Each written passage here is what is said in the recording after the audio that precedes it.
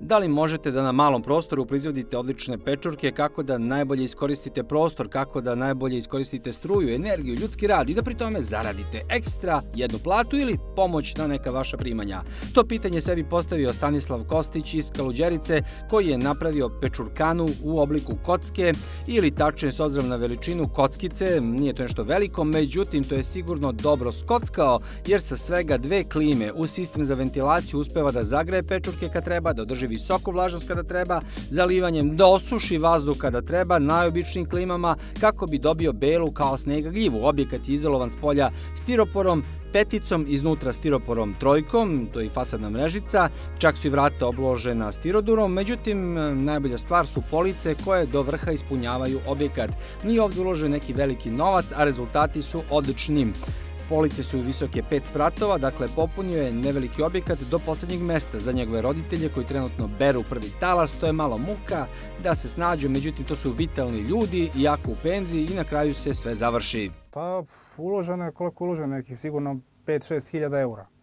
Tako da vide i sami gledalci da je to metalna konstrukcija, da je to sve skupo. Tako da... Koje su to cevi? Malo ste to jače stavili, jel? Jeste, 4x4 su nosići stubovi. 1x1 su ove šipkice, a u sredini idu 2x1, da bude malo još jače. Koliko spratova? 5 spratova, tako da staje 240 briketa. Aha. Tako da svaki briket, da kažemo, daje neki prosek 5 kg.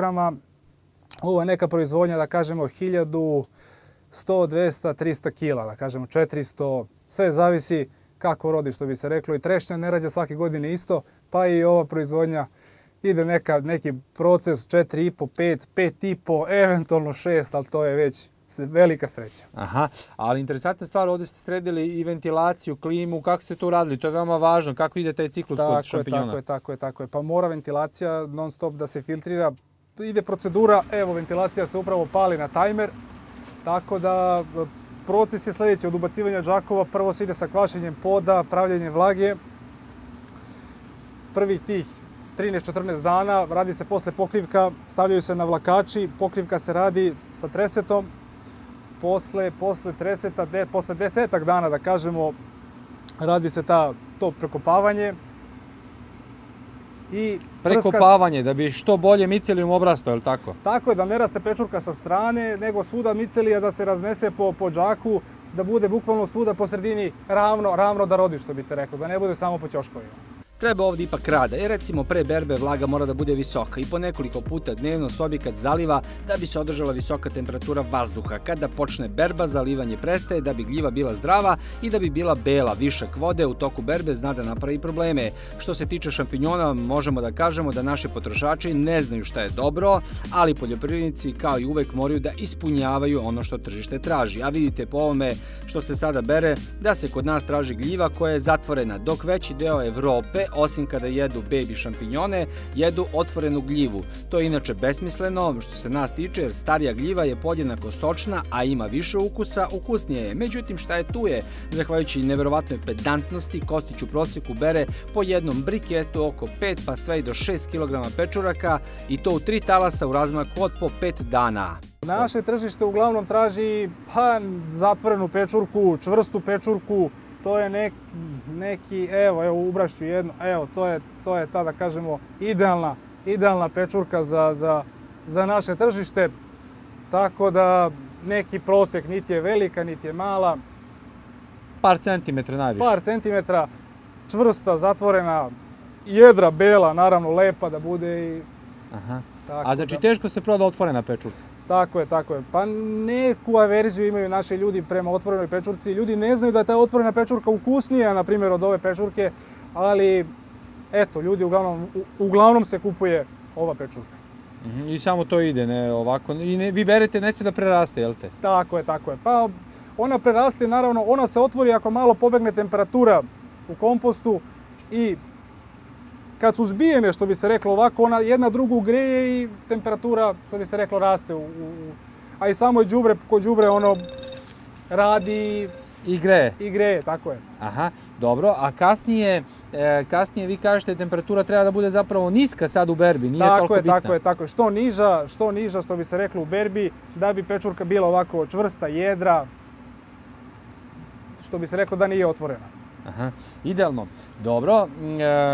I koliko talasa imate, kako to možda... Uglavnom 5 kg čekamo po džaku, dalje to iz 2 talasa, nekad bude iz 2, ali uglavnom 3 talasa. Bude 3 berbe. 3 berbe, da. Stanislav, zahvaljujući upravo tome što je pedantan, što neverovatno obraća pažnju na higijenu, još nikada nije imao kiks.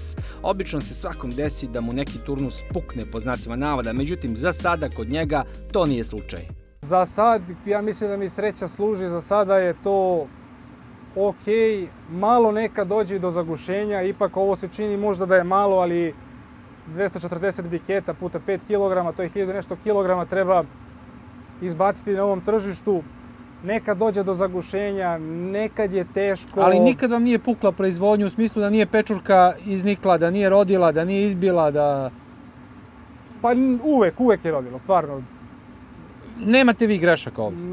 Pa ja, možda svaki čovjek greši, ne mogu da kažem da nemam, ali ja mislim kako sam radio do sada, tako i od sada, za sada to ide okej. Može li da se zaradi od pečuraka? Može, ali zašto to postaje sve teže? Ovi ljudi rade apsolutno sve što bi trebalo na pravi način. Međutim, problem je druge prirode kod njih. Na pitanje da li može da se zaradi od čak i ovako male proizvodnje, odgovor je da. Ali stvari nisu tako jednostavne. Najveći problem je regulativa. Pravilnik koji će dozvoliti laku prodaju biljnih proizvoda, pa i prerađevina, kakve su na primjer ovi baby šampinjoni sa belim lukom i lovorom, koje proizvodi Stanislavljeva majka. Fantastični su, veoma ukusni. I to je ovako trebalo da se donese taj pravilnik ne sada nego pre 30 godina. Međutim, ni sada i pored toga što je obećano još ga nismo videli i ta birokratija guši male proizvođače. Pa jeste, ja kažem generalno u Srbiji svako ko ima neku kuću može da od svoje garaže da napravi ovako nešto. Od svoje garaže da napravi ovako nešto i da ima, što bi se reklo, tu dodatnu delatnost, da ima, na primjer, nekog prihoda na mesečnom nivou od 500-600 eura, što nije uopšte malo u današnjem vremenu, kolika je kriza. Tako da i malo kad bi se i država angažovala oko ovoga... Možete vi od 1 tone da zaradite toliko? Ima tu dosta i troškova? Kako to stoje stvari ovako? Pa ima troškova, ali opet da kažem, ima i prihoda. Mislim, svako radi da zaradi. Ne bi ja nešto radio da ne mogu da zaradim. Mislim, svako ide tom logikom. Jasno. Pa dobro, tona i 100 pečuraka puta koliko dinara ide sada otkup, kako to ide? Pa uglavnom, pričamo na veliko, što bi se reklo. Ona je na pijaci 200 dinara, 210. Ali opet na veliko dođe na nekih 140 dinara. Ne može više? Ne može više, ne. Aha. 140 dinara i to savršeno ovako da bude? Savršeno da bude, lepa, bela, prva klasa. To je otprilike ta cena. Ali opet trebamo razumjeti te ljude što stoje na pijacama. Treba opet stajati, pričamo realno, na pijaci, na ovom minusu i mrazu. Mora i on nešto zaradi? Mora i on, ja se slažem sa svim tim i da je od tera do pijace, ipak je to, i on ima troška i goriva i pijačna dnevna ta zakupnina kako već ide i platiti tezgu. Sve to, opet je ovo da kažemo i dosta jeftino i da ide i po 200 dinara na pijaci. A sam jednu drugu stvar, za kraj, ali najvažniju stvar, to je problem prodaje. Vi kažete, vi od države ne tražite ništa, ne tražite neku subvenciju, ne tražite da vam plati povraćaj za ove brikete ili povraćaj za ove police, ali tražite da vam omogući legalnu prodaju bilo gde u marketima, a vi to trenutno nemate. Tako je. Kako to funkcioniše? Pa, šta da vam kažem, to je sve, prodaja ide kako ide, sve na neki dogovor, na obraz, na gurku, što bi se reklo. Kukajš, moliš, zoveš, dođe neko otkupiti, svako ko dođe gleda da te uceni, gleda i on što više da zaradi, ali opet i meni je da zaradim, ipak smo se mučili, nešto smo radili ovde, što bi se reklo. I ja sam, što bi se reklo, uložio ovde i nadam se da mi se to vrati. Recimo, kad smo kod toga za kraj, evo vi radite u GSP-u, da li je tačno da veliki broj ljudi, evo vi imate neki dodatni izvor prihoda u GSP-u, da veliki broj ljudi odlazi iz Srbije, vaših kolega, da je to baš postalo neverovatnih razmera jer upravo ne mogu da rade ovakve stvari? Tako je. To je sve istina, nažalost. Mala su primanja, velika odgovornost i ljudi jednostavno odlaze. Gdje odlaze? Pa uglavnom 90% Nemačka. Nemačka? Da. Male su plate u GSP-u? Pa, nažalost. Kolika je vaša plata? Pa, to je neki vrhunac nekih 50.000. To je maksimum. Mora ljudima kada već hoće da rade, a ovo su neverovatno vredni ljudi poreklom iz Vranja, to se i vidi, pravi Vranjanci, vredni, požrtvovani, dakle koji hoće da rade, da se da njima neki ventil, da mogu da zarade, da prodaju dodatno.